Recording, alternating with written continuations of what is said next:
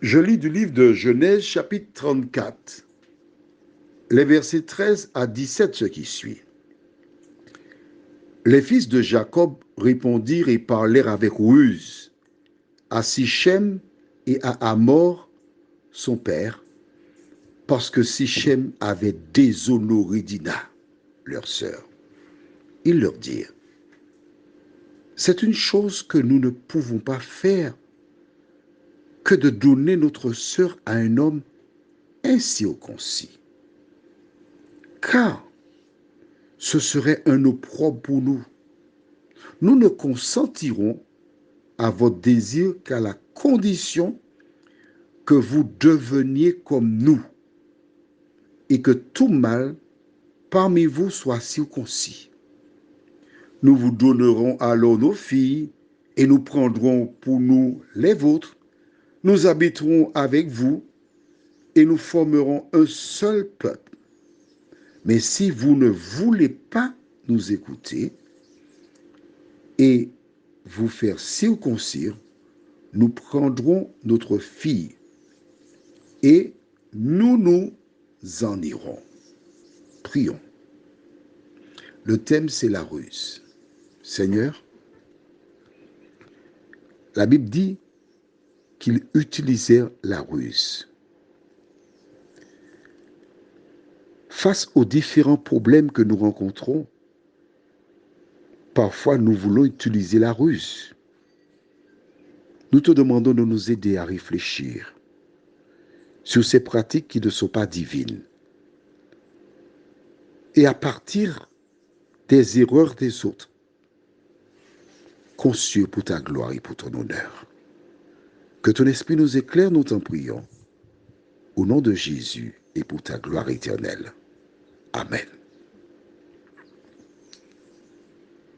Dina est au palais. Ils n'ont pas, Hamor et son fils Sichem ont gardé Dina au palais, c'est une affaire entendue. Elle a déjà sa chambre, elle a déjà tout ce qu'il faut, c'est la future reine. Mais les fils de Jacob, n'oublions pas, sont les descendants de Laban et Rebecca, la mère de Jacob. Et Jacob aussi, bien sûr. Des coquins. Aussi longtemps qu'on ne les cherche pas, tout baigne. Mais lorsqu'on les cherche, on les trouve. Et là, ces coquins réfléchissent. Comment ferons-nous? Eureka. D'accord. Nous ne pouvons pas vous la laisser si vous n'êtes pas comme nous circoncis.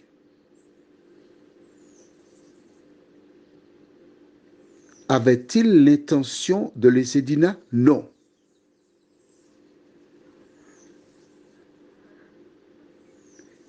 Ils avaient l'intention de se venger.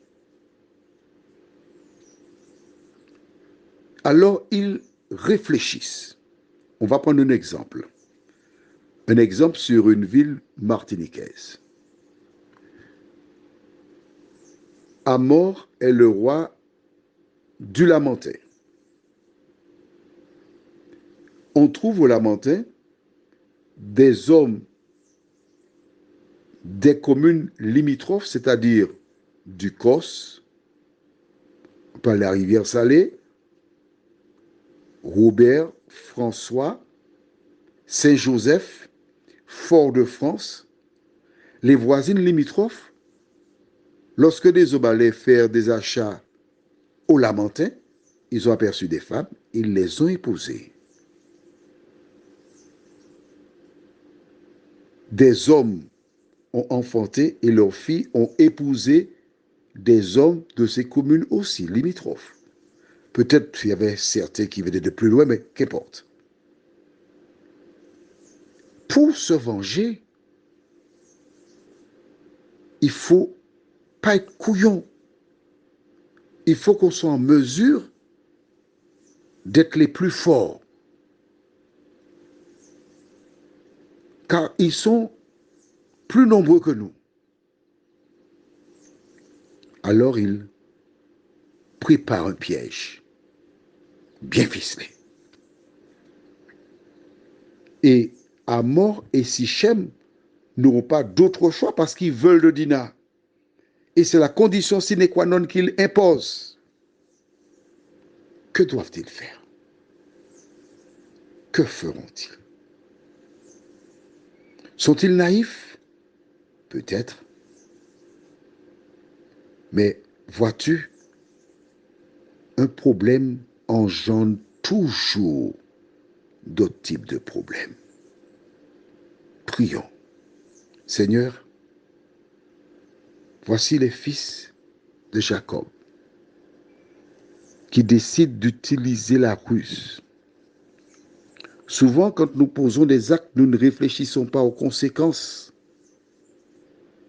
Et c'est exactement ce que fit les fils de Jacob. Notre Dieu, donne-nous de relire cette histoire afin de nous approprier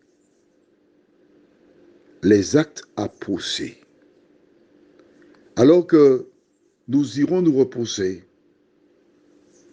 que notre sommeil soit léger, que tes anges veillent sur nous, que ton esprit nous dirige dans toute la vérité et que nous puissions un jour te voir face à face, nous t'en prions, au nom de Jésus et pour ta gloire éternelle.